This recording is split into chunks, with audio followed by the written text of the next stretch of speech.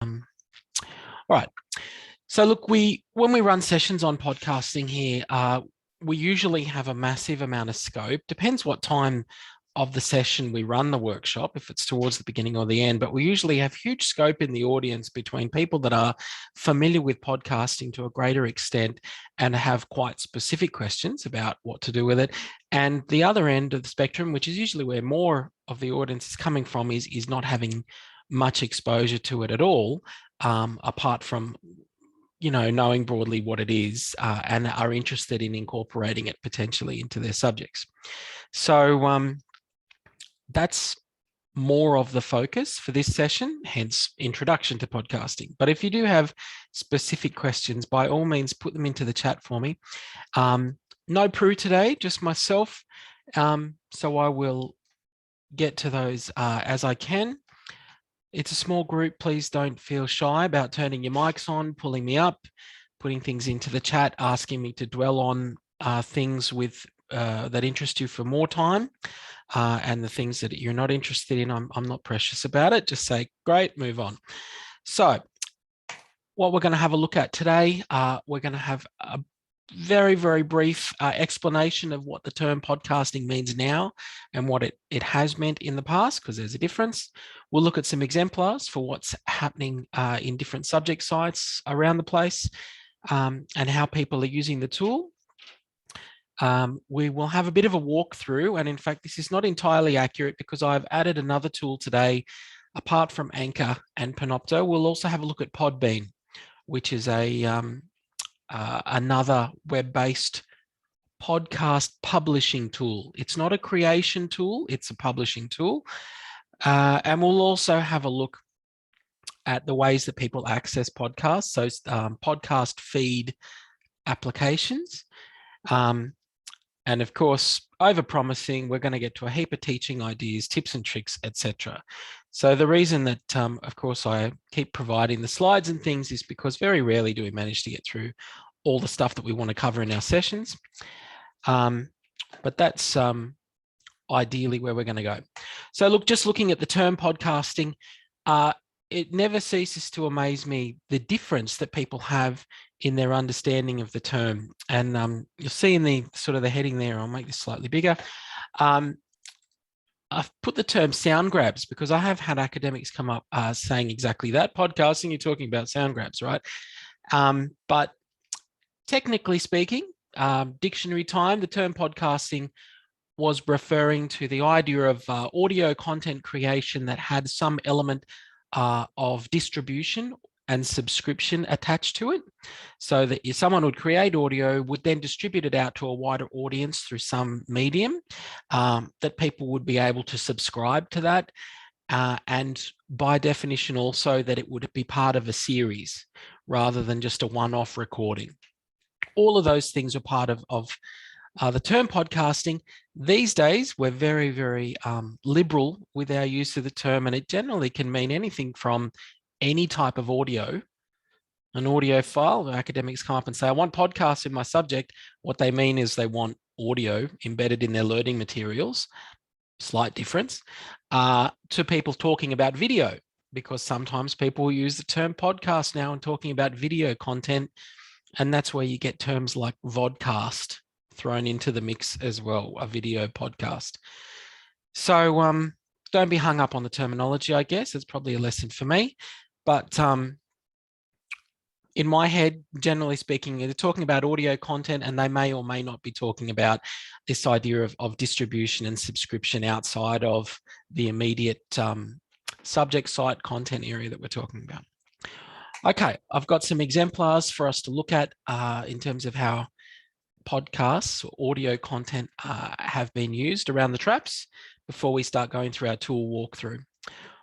All right, so probably the simplest one to look at, we've got an audio file, an MP3 file, which has been uploaded to a subject site. So the audio has been uploaded, and Blackboard will take an audio file when you upload it, put it within this type of player, a media player.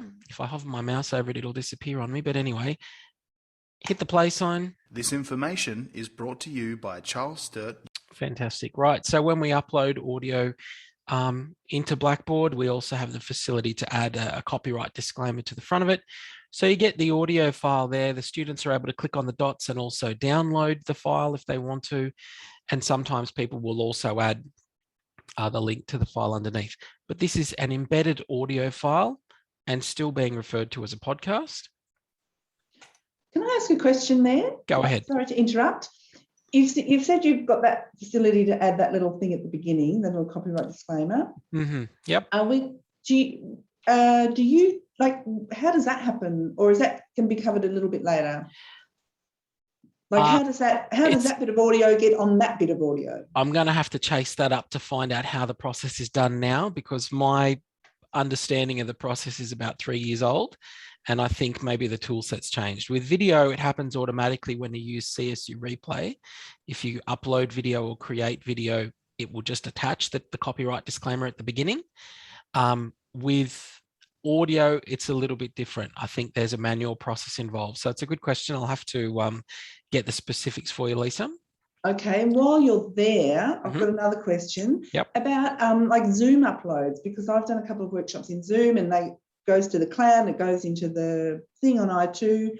Do they need that copyright disclaimer or not? Look, my take on it is no, because they're inside a subject site, which has its own login protection. So that's the security element. And within the subject site, you're using content for educational purposes. So my take on it is no, video or audio. It's once it goes outside of the subject site, essentially, that it becomes more problematic. So if it's a public or an unlisted file. Yeah, thank you. You're welcome. All right, moving right along. We have a subject site that has a whole bunch of different embedded content in the learning materials. If I scroll right down to the bottom, and I always forget just how far down I have to go for this. There's a lot of stuff in here. Look for it, look for it, look for it. Okay, here we have an audio file on the net, and all they've done in this case is just provide a hyperlink. This is arguably the easiest way to get someone to media content somewhere else. They've just pasted the link in there. Now, I'm not saying it's elegant or amazing compared to our other options, but this is a way of provisioning audio content in a subject site. Then we start to get to more bells and whistles. So in this case, we have a Padlet wall, but on the Padlet wall, the academic has actually used the podcast creation software Anchor FM to make their recordings. We are going to have a look at Anchor in some detail today, and they have just pasted their podcast on Anchor onto the Padlet wall. If we click on it, we will get a media, embedded media player. This is a law subject, and they're talking about civil procedure. Fascinating stuff. Hello, Law 217. This is a feedback video for you in relation to Assessment 3, which has... So there you go. The academic has recorded audio feedback about an assessment and has pasted it within the assessment folder area of the subject site for the students to listen to. So that'll be cohort-based feedback rather than individual. And they've chosen a podcast recorded into Anchor and provided to the students via a Padlet wall. If we keep going, here we have, again, an Anchor FM podcast that's been recorded on the academics channel. This time round, they have embedded the actual podcast recording itself, gotten the embed code and dropped it into the content area within the site. Same thing again.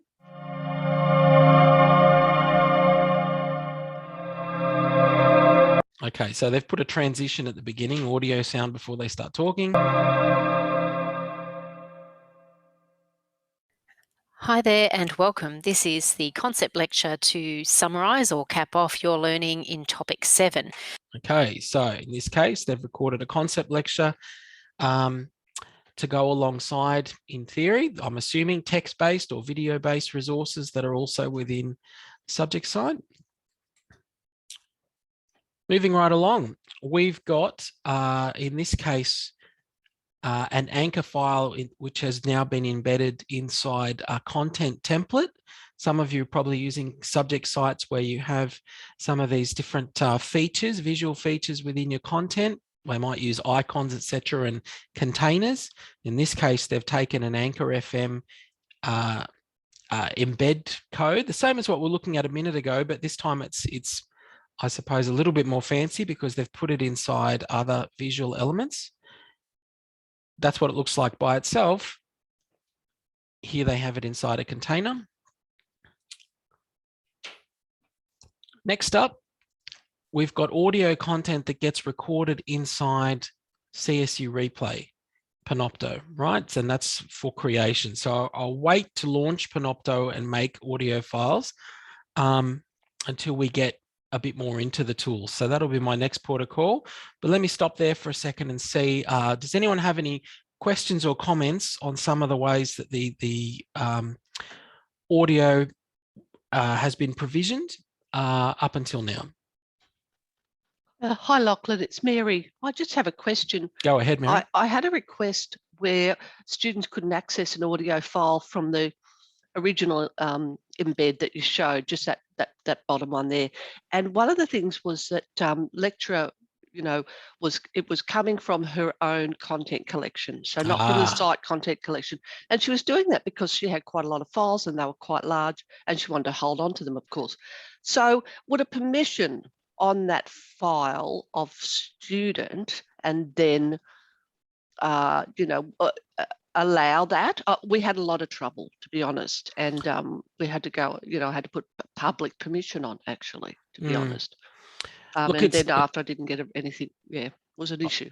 I think that it's a wider question that relates to all audiovisual content, really. The idea of ongoing storage and use and content going into the learning management system. So we have it with video, obviously, as well, and why we can't have people uploading video content directly into content collections. Arguably, the same is going to happen with podcasts, even though the file sizes are much smaller.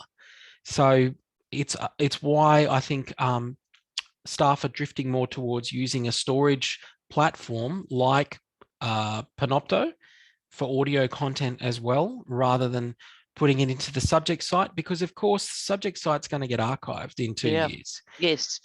And that's been a real issue. Yeah. That's it. And if you've linked to, like you were talking about the content collection, for example, and having, audio files inside the content collection, whether or not it's public or private, etc., subject site's content collection is going to disappear in 2 years. And then if we reprovision that site, copy it over to a new site, then we start having that issue of doubling up content or stacking it, or worse, it's still trying to point back to where the original file is, and then you get those access issues as well. So the first question in my head is, how long do you want to use the file for? That's for the academic. If it's indefinitely, I want this to be part of my subject moving forward, it can't be stored in the content collection. Unless you were going to do something like use your own org site, the content collection in an org site to house the content, and then link to it from your subject sites. That's the only perpetual way within I2 itself to keep the file current indefinitely. Otherwise, you've got to look at other solutions like a podcast channel or using Panopto. Yep, Tani's using Anchor, as she's put in the chat pod there. Yeah, and that's the other thing, people's computers and devices, etc. It's the same thing with portable hard drives. Remember, everyone's got USB sticks or portable hard drives carrying around all their information, but they're not foolproof. They don't necessarily last indefinitely, and it only takes one being corrupt for you to lose all your information. So it's problematic. But look, we'll keep going, but we'll have more conversations around that, Mary, because we do need a strategy, a coherent strategy for how to do that stuff. All right. I want to get into the tools, okay, a little bit, particularly Anchor, because I'm a huge fan. We're talking about a website, anchor.fm. I have got a link in the slides to a cheat sheet for Anchor, which will get you off the ground. I'm quite happy to drop that into the chat pod again for those curious about that and don't want to listen to me. But when we go to anchor.fm, and I'll sign out,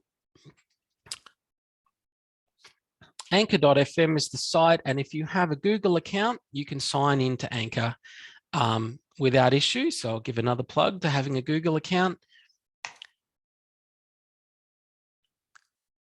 And the reason I like this software is firstly because the interface is so easy to use. So the learning curve is very shallow. As such, it's got enough bells and whistles for me to be satisfied without it being overly complex. It's very easy to share content from this platform. And basically, it allows me to create the content and to share the content. So it's a creation tool and a distribution tool, and that's important to me. And the way that Anchor works essentially is that people will click on new episode. You've got the option to either drag in audio you've created elsewhere or to record the content yourself, which we're going to go through now. Yep, Li Hong's talking about using Audacity, which is a tried and tested, very much no frills, but powerful audio creation tool on your PC. So we're here in the website. I've clicked on record. Make sure you've got the right microphone. Start recording.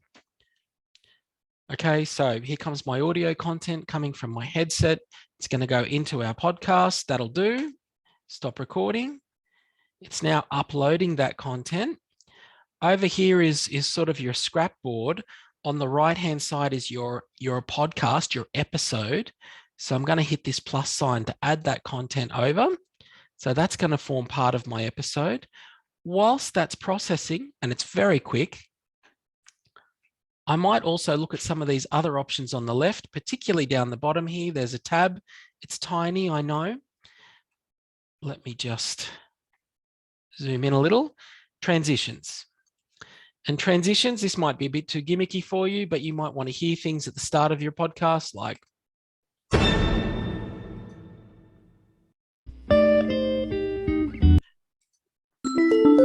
right, there's a whole bunch of them here. There's hundreds of them, but basically, I'm sure when you've listened to podcasts or audio, you've heard that sort of thing either at the beginning or used to break up longer podcasts. There is a long list of transitions that you can use from Anchor's list, or you can upload your own. You can add your own into the library and use those if you've got your own sounds. Yep, so basically you may want to add a transition to start your podcast off, and then you can just use the handlebars. So see the dots on the left-hand side, left click and drag, that'll change the order. So my podcast, once it's finished uploading, processing the audio, goes for a total of 4 seconds. I can preview it.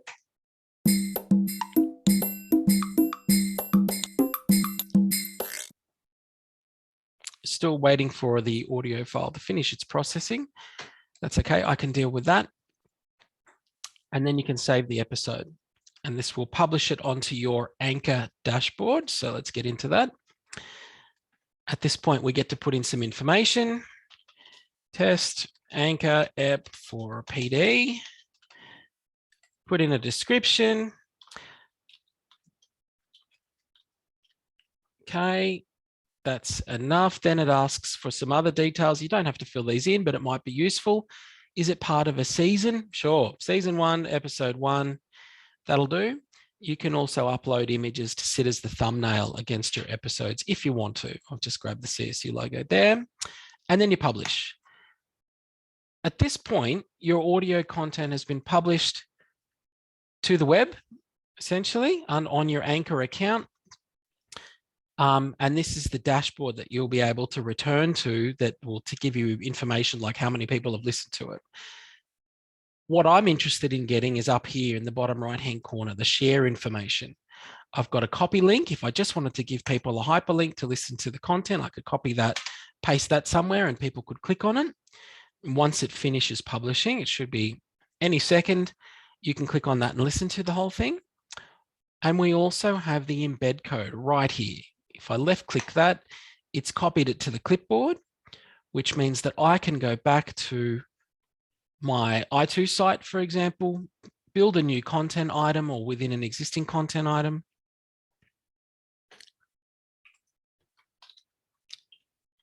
Podcast from Anchor. click inside the content area and turn on your code view, the 2 arrows. And then we paste. Control V. There's the embed. Hit save. Something is there. There it is. And now I can submit. And my podcast is now published and embedded within its own media player. We'll just wait for the page to upload within your content. So we've made the audio and made it part of our learning materials that easy. Very, very quick.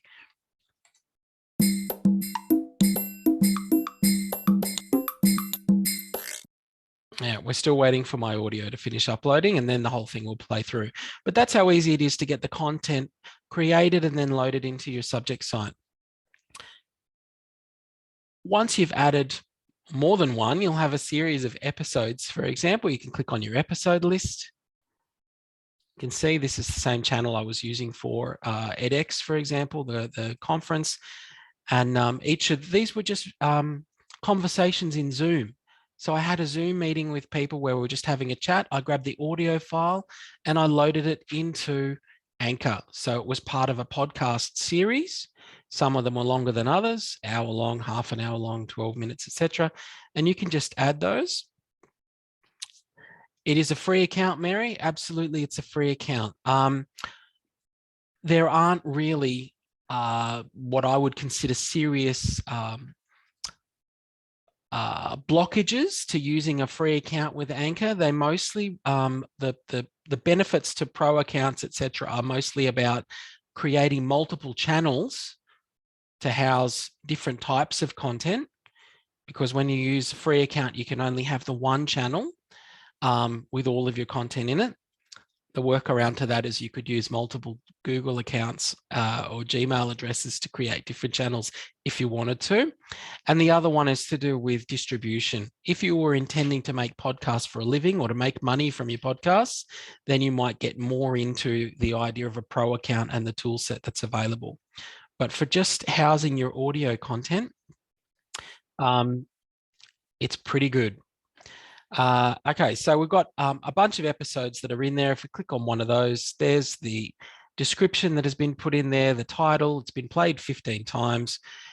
People are able to actually play it and listen to it. They don't see your dashboard. What they actually see, if we can find the public site, remind me, let's have a look at that.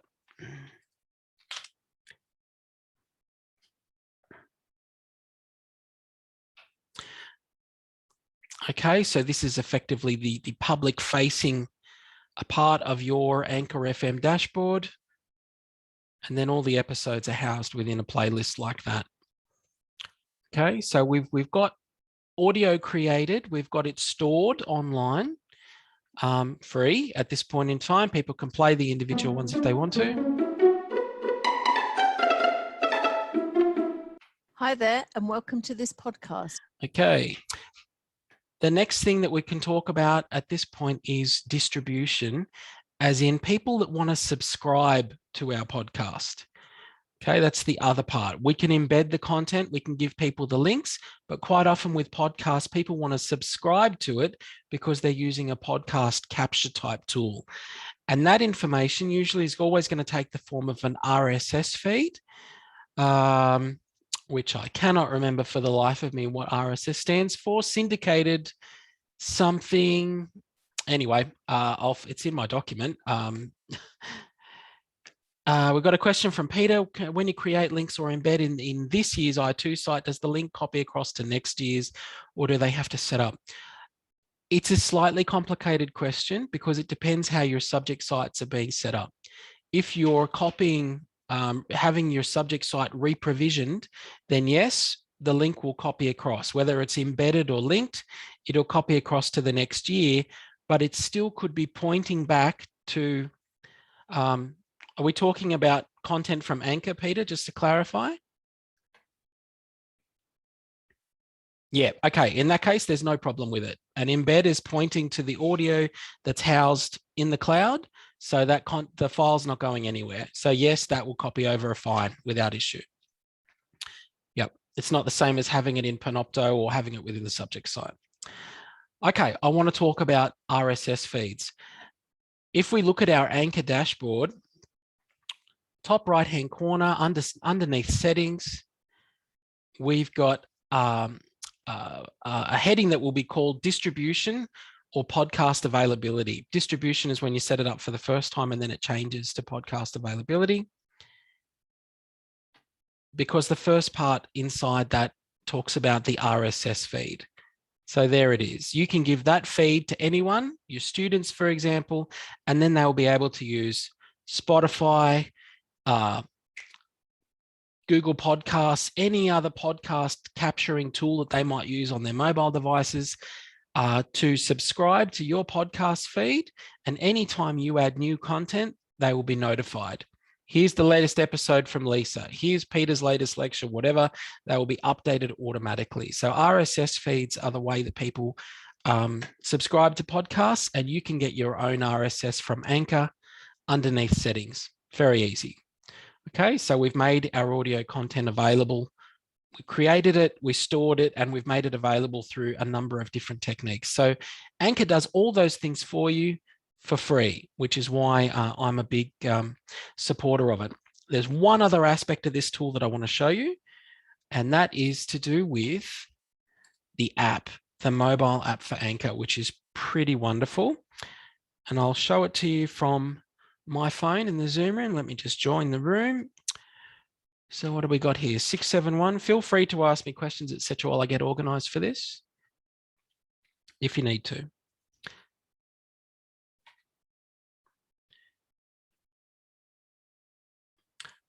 Okay, there's my phone. I will stop sharing this. And I'll share from my phone. So let's go with screen. Okay, so we've got my mobile's list of apps, and here's the Anchor FM app. Okay, so go away, ads for Spotify. Okay, what you need to know in terms of context about Anchor is that it's owned by Spotify. So it was created independently originally, and it was amazing, and a lot of people loved it, and so Spotify bought it as they want to do. Right, so it's owned and supported now by Spotify, which is a good thing. It means it's more safe and secure and has less chance of disappearing into the sunset. The reason I like the app particularly is because you take your phone everywhere with you. You can use this app to record audio straight into your Anchor account wherever you are. So essentially it's a dictaphone at that point, which will publish directly to your account. So I'm going to hit this tools button down the bottom. You can see it's changed. It allows me to start recording straight away. Okay, so it's using my mobile phone now to capture my voice, etc., and it's going to publish it directly to my account. Stop. Do I want to save it? Do I want to add background music? No, that's all fine. Give it a title. So this was the mobile. That'll do. And now it's publishing it. And that will add, sync that audio straight into my account. Which is, then it asks if, again, for those details, a title and description. But this means you don't have to be sitting in front of your computer to make podcasts. You can do them from wherever you need to do them. And if it's more comfortable for you just to record it on your phone when you're thinking about it, you can absolutely do that.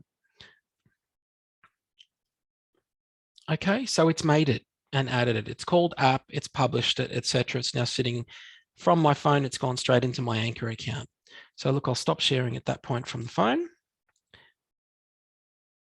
But the mobile app is really good for Anchor, free from the App Store, from the Google Play Store, etc. All right. If I have a look at my episode list, there it is. It's already added it from my phone straight into my account. And if people were subscribing to that, to my channel, they would already be notified that there's a new episode that's been added. So it's that easy to get that audio content out there. And if I wanted to then embed this, take this and put it in my subject site, open it up, go down to those sharing and embedding options down the bottom, and then you can make it part of your learning materials as well. So look, I'll stop plugging Anchor there for a second, but it is very, very powerful, very easy to use, and becoming increasingly popular because of that.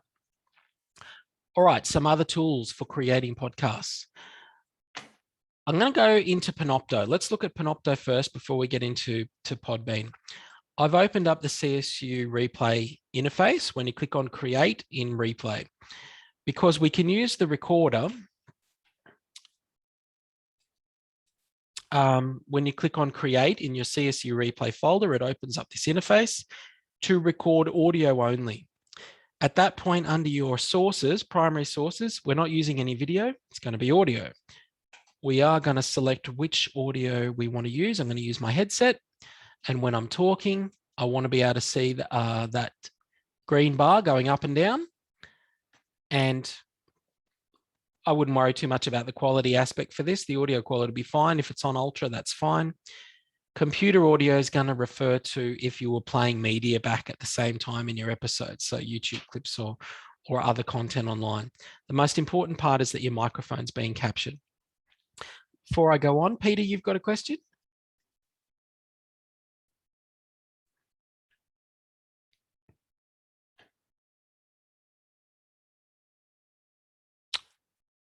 Might have the wrong mic on, or it's muted.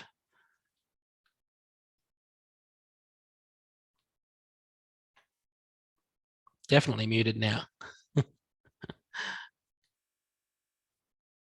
That's all right. We'll come back to you. If you get it working, just start talking and I'll stop. Okay. So look, I've got my audio working. I've got that stream going, and the red button for recording is now on. I'm not going to capture any other sources. I don't need my screen or PowerPoints or anything else. Hit record. And at this point in time, it's capturing the audio. No, that's okay, Peter, no problem. All right, so it's capturing the audio there. Hit stop. And I've made my audio. At that point, it's going to be added to my Panopto library, and I'll be able to share it in the same way that I access my lectures and other recordings. So it's easy to create audio content in Panopto. It's certainly easy to do it in Zoom. And we've also talked about the fact that we could use tools like Anchor to do it, or people could just record the content directly from their mobile devices and upload it, again, to one of our locations, into Anchor, into a subject site, although that's our least kind of desirable choice. But it is easy to create the audio in the first instance. It's what you want to do with it after that that starts to narrow down our choices. I've got a question about that. Go ahead. It's Lisa here. Sorry. You're right. Sorry to interrupt. I don't know if I've missed something, but you're recording all these things, and that's absolutely amazing. But where are they? Like, can I go in and edit them before I upload them? Is there, or do I have to kind of open another editing tool? Like we here at the radio station, we use Adobe Audition. So do I have to go into Audition and edit it, or can I? So I'm just wondering where the files are. Okay. Yep. Great question. Thank With you. Anchor, there's going to be a different answer for each tool. Okay, so that's the thing. With Anchor, for example, you can go back into your list of episodes when you've published them and edit them. So I can go back into this one and I can click on it. For example, I can delete it, I can download it, but you're talking about editing. So let's click on the file. Here's its summary. Scroll right down the bottom after the analytics. And here are the parts of the episode that I can then edit. Now, the editing within Anchor is very simplistic. So in other words, it's going to allow you to crop things, and that's about it. So if we click on edit, in this case, all we've got is a transition on this one, for example. There's not a huge amount that we can do with that. You can either add and remove bits and pieces of the audio. So it's not an editing tool so much as it is picking and choosing. So you can upload things to your library that you want to add to it, to the episode continuum, but you can't edit it as such in this program. right? So that would need to, you're talking about using Audition, for example. Li Hong was talking about Audacity or other tools. Yeah. So I guess there you would record something in whatever, put it in your library, and then bring it over here. Yeah, absolutely. I suppose it also depends on like everyone's needs are different. Obviously, some people have high needs in terms of, I guess, production quality and whether or not they want to be cutting out parts of the audio afterwards, cropping, etc. You can't do that in Anchor. You can definitely do it in other tools and upload it into Anchor to house it for you. You could use CSU Replay because the files inside Panopto can be edited or cropped. But again, it's the same as with the videos. It just allows you to do snipping. So you can't improve on the quality of it or do anything really other than take bits out. And that would be done if we look inside subject sites. The same as with our video. You would go in against your recording in there, click edit. It's going to open that up inside. Remembering that there's no screens that have been captured. So all you're going to have is the audio continuum once this opens up.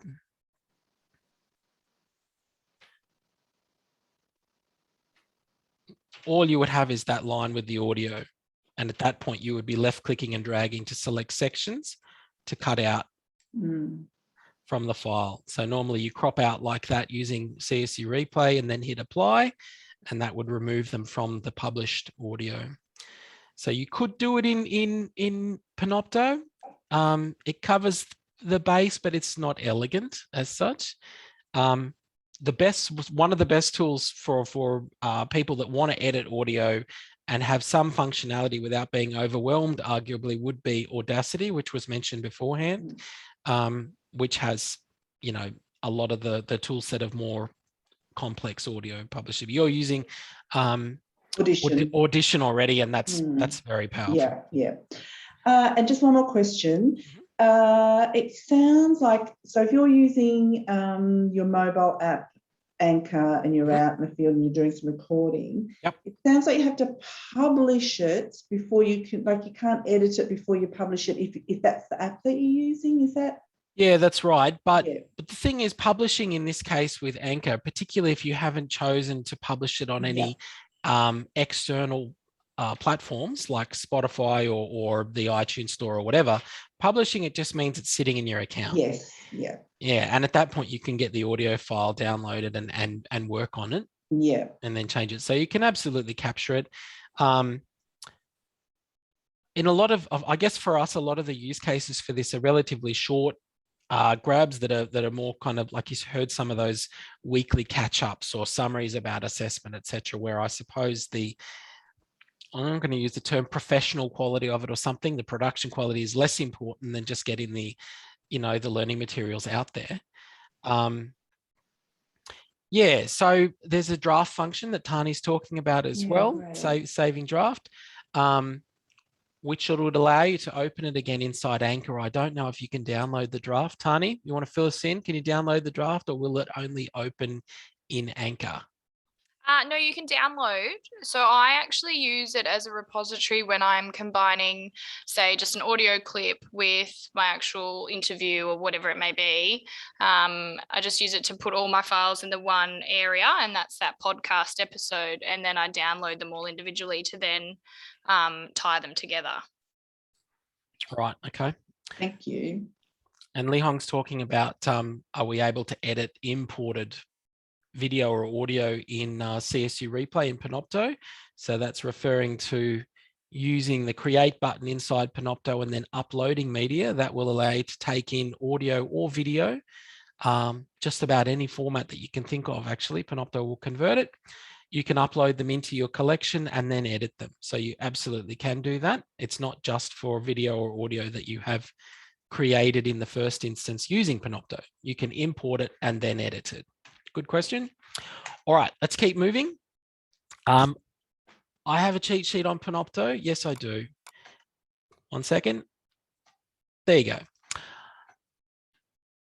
Podbean. Let's have a look at Podbean for a second. A few people have asked me to have a look at this because It's a bit newer on the scene, and it also is quite shiny. If you want to sign up, it will take a Google account. It is free. There is a free version available, so I'm going to continue with my Google account, get into podbean.com. It'll just pick up which Google account we want to use. I've got a few, so let's just sign in with that one.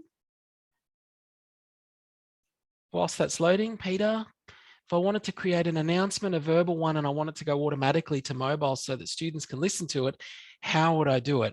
Ooh, I'm going to come back to that because there's a few bits to it. I'll keep it there.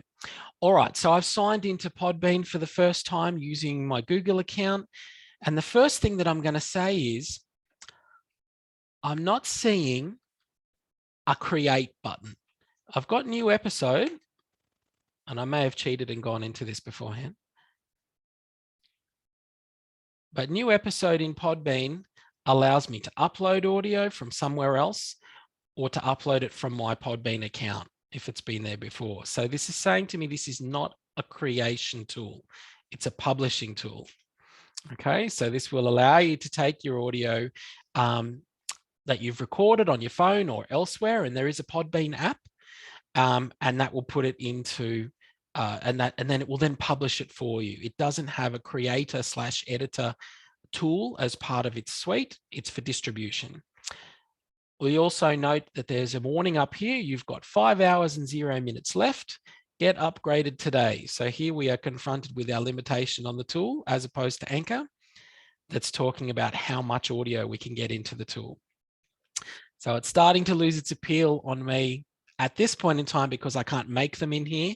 And I also have a limitation if I'm going to be serious about this. I'm going to be doing more than 5 hours ultimately. So in terms of bang for your buck, which is ironic in a free account, we might not be getting as much.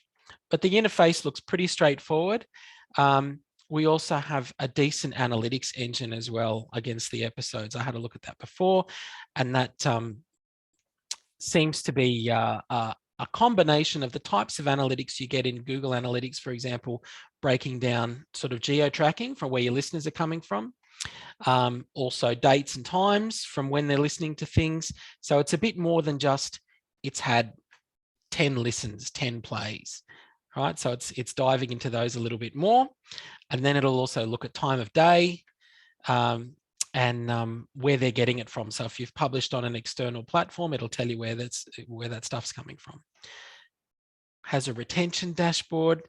You know, I don't know that I would want that level of analytics, but some people would, right? So it's then it also shows, you know, kind of a listening count, daily listeners, etc.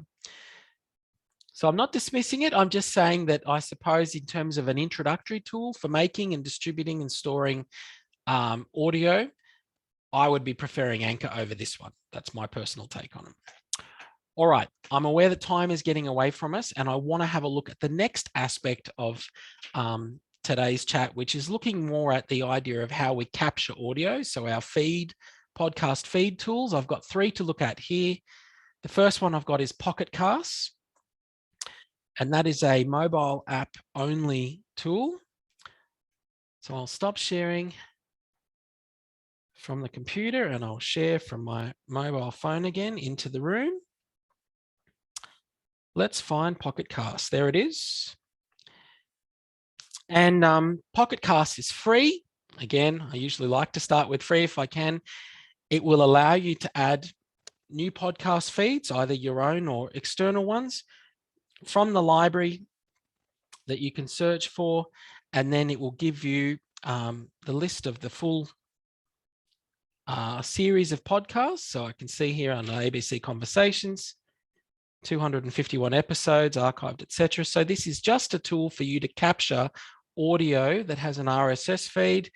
And then at that point, people can play it back and decide whether or not they want to get alerts or notifications coming up when there's new episodes available. It's a very, very popular podcast aggregator, podcast capturing tool. It's only available on mobile and it is free. Okay, so Pocket Casts is the name of that application. I'm a huge fan because I haven't had to pay for it, obviously, and also the interface is very simple to use. Okay. The next one I want to get into, in contrast, rather than a web-based app for podcasts, an app-based version for podcasts. Stop sharing from my phone. This time round, I'm going to look at INOreader, I-N-O-Reader. And the address for that is inoreader.com. This is a very no-frills application. I'm going to get that out there to begin with. It's not shiny, but what it does do for a free application is it allows you to collect all of your RSS feeds for your podcasts, all in the one place in a dashboard, and then get hold of all the episodes. And one of the reasons I like showing this is not just that it will let me bring up my Anchor RSS feed. It's going to show me everything's been read. What about, can I look at, older articles. So these are all, it gives me a tile version of all of the published episodes that I have, and then I can open those up and listen to them if I want to. But it will also subscribe to things like our subject sites. So if you've got video content or audio content stored in CSU Replay, your lectures, for example, they have an RSS feed associated with them, and you can subscribe to them, or students can subscribe to them through this tool. And at that point in time, they will be able to open those up. Let me just open it. What have we got here? Hello and welcome. This is a short lecture recording to assist you. Right, this is a lecture recording from a subject site. So the students can subscribe to them and be notified through INOreader, right? That's the RSS feed. If they did that through one of the applications like Pocket Casts or Google Podcasts, etc., the same thing applies. They would be notified, but they'd only be able to hear the audio rather than the video. So INOreader will allow me to actually collate all of those feeds in the one place on a dashboard that I can look at on my computer. So the immediate question there really is, does that have any value when most people are subscribing to podcasts through their mobile devices? They just want to listen to them. And the stereotyped kind of use case here is that people are going to the gym and want to listen to your podcast, for example, while they're working out or gardening or whatever. At that point, having a website that captures all these things, maybe not that powerful. They just want to subscribe through their phones. I think it's useful for people that are going to be spending a lot of time in front of their computers and want to be able to go to the one place to bring all these up. A feed aggregator that is web-based and free, I think is of value. And the process for getting hold of those really, if you see over here in the navigation on the left-hand side, it's got feeds, there's a plus sign, hit plus, choose the feed button that's next to it, and then you can paste your RSS feed in there and it will bring up all the episodes. EDRS, yeah, potentially. That was a question. Yeah, I mean, if you wanted evidence collected, for example, of the stuff that you were doing, this would be certainly a way to do it. You could send someone to your list, for example, show them, or if there's an interview process that is showing. Is that what you're meaning? Or yeah, well, I was just thinking you could use the link in the EDRS as your artifact. And perhaps it could be that you've done, like I've got some podcasts, but I've also done some like vodcasts of like recaps for each week's content. So Yep. like they're on 2 different platforms. So it could be a centralized repository, I guess, that you could use. Yeah, I like it. Different platforms particularly. It was just a thought. Yeah. That's what I was thinking, where you could collate everything in the same place. Yeah, absolutely. Particularly if that content has gone into a tool with the ability to have an RSS feed like Replay and Anchor and others, it's perfect. Mm-hmm. The limitation is, from memory, 15 feeds for the free version. Oh, okay. Right. So if you're going to have more than 15 feeds, not 15 recordings, 15 feeds with all of the recordings inside those, you can get a hold of, no problem. Yeah, okay. All right, so that's its limitation. All right, we have got some others very briefly to look at. Google Podcasts is not a creation tool. It's not a storage tool. It's a subscription tool, right? So it will allow you to search other people's podcast libraries, etc., producers of audio content, but it is not a tool for you to use to create audio yourself. It is free. I found it a little difficult to navigate, if I'm being honest. And I have a feeling it's designed more for mobile users than website users. But if you want to have a play around with it, you can go to podcast.google.com. And again, you can add podcasts to your library to listen to by hitting this add to RSS feed and pasting the feed in there. I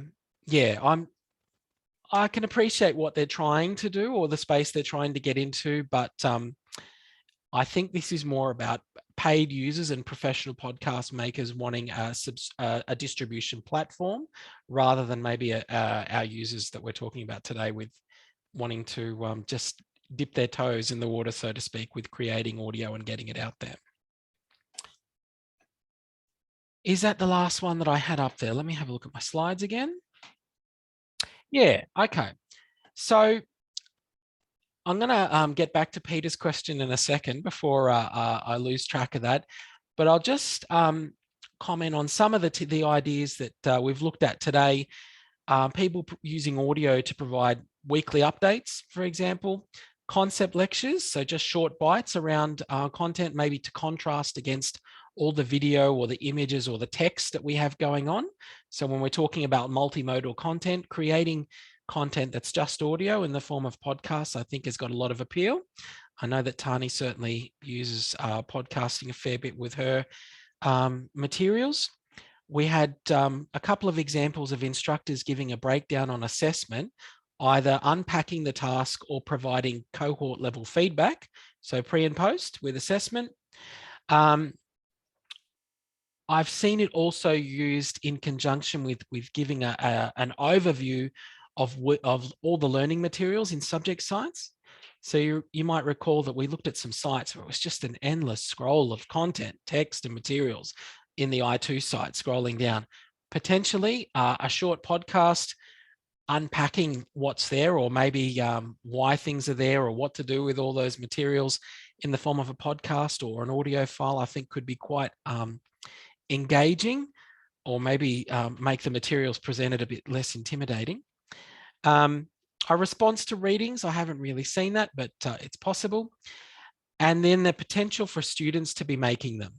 And that's really, I would suggest, an area of great potential, because I would suggest it's far less confronting to make an audio recording than it is to ask students to make video content, screen captures, etc. Yeah, examples of student content. Well, I'm going to have to go hunting for some. Li Hong, Tani, have you had your students using podcasts at all, or it's been mostly from you to them?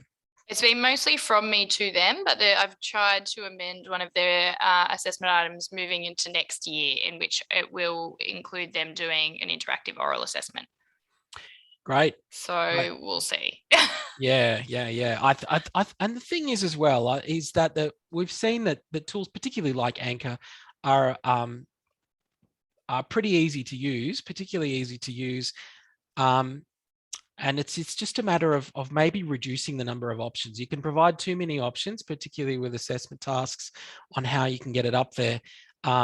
Maybe providing a suggestion of one or the other, what they're familiar with, rather than trying to provide cheat sheets and instructions on 5 different tools. I would be suggesting either to make a choice about using a tool like Anchor so that they could get their phones and record it using their mobiles into channel, because at the end all you want is the link, or Panopto potentially is the other one, because it can integrate with the subject sites. Yeah, so that's where I actually haven't looked too much into it, because I've not done interactive oral assessment before, and I didn't know how it could be uploaded into the background of I2 to ensure that you can see what date and submission.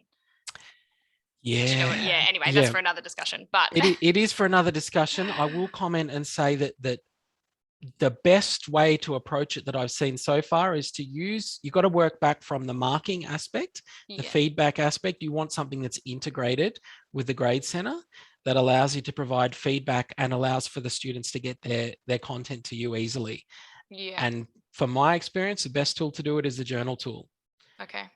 You use the journal tool in I2 for the students are posting a journal entry. For them, it's just a link to their audio content. For you, it's your feedback, the ability to listen to it. You can mark against a rubric and your grade goes straight into the grade center. Yeah, okay. At that point, you have one tool which will kind of handle all of that. Yeah, cool. I'll have a look at that. Thank you. That's okay. Lisa, I can see you had a comment in there about what 2MCE is doing, for example. We will have to have a look at the podcasts that are on 2mce.org. I definitely will. A monthly podcast, and that will count towards. They actually do a live, not live. They record a program each month, and that's broadcast live on Thursdays 5:30 on the fourth Thursday, and then we kind of podcast it. It's not really podcast; it's on demand listening on the 2MCE podcast page. And if anybody's a researcher, I'd really like to show how the SIT staff do it. And get more people involved in that, because we've got a lot of airtime, and it's a great way to add to your impact and engagement scores, through the ERA and all that kind of stuff. I really want to talk about it a lot. And so if anybody wants to contact me, yes, Li Hong, if you want to give me a call or send me an email and we can start chatting, have a look at the chumc.org page and see what the SIC staff are doing, because it's really great. That's great. And I would also suggest that I can't remember her last name, but Emmeline with the research office, for example. Leah, yeah. So she and I are talking as well. Oh, great. Fantastic. Yeah, because I know she's very keen to get more into that space as well. Yeah. All right. Peter's question, I haven't forgotten about it. Let's have a look. Creating a verbal announcement to go to mobiles automatically. Okay, so the distribution to mobiles is arguably the best way to do it is going to be emails. So the announcement tool, yep, you're talking about using announcements. How do we get those in so that they can listen to it? I would suggest the easiest way is to get the link from Anchor, from your episode, and to paste that into an announcement to students. That's it. Doesn't have to be any more complicated than that. So you record it in Anchor, get the link, for example, from your episode, there's the link, copy the link and paste that into your I2 announcement. Students will get that. They can click on the link and then listen to it. That's probably about as easy as it's going to get, I think. Because if you tried to embed it, even though it might look nice inside the subject site, the embedding might not necessarily look very nice in an email. Yeah, so I think the easiest way is just to drop the link in. All right, guys, we're at time, amazingly. But thank you all for coming out. I'm happy to stick around for a little bit if anyone wanted to chat about anything. But otherwise, have a great rest of the week, rest of the teaching session, and we'll see you again. I'll stop sharing and have a great week.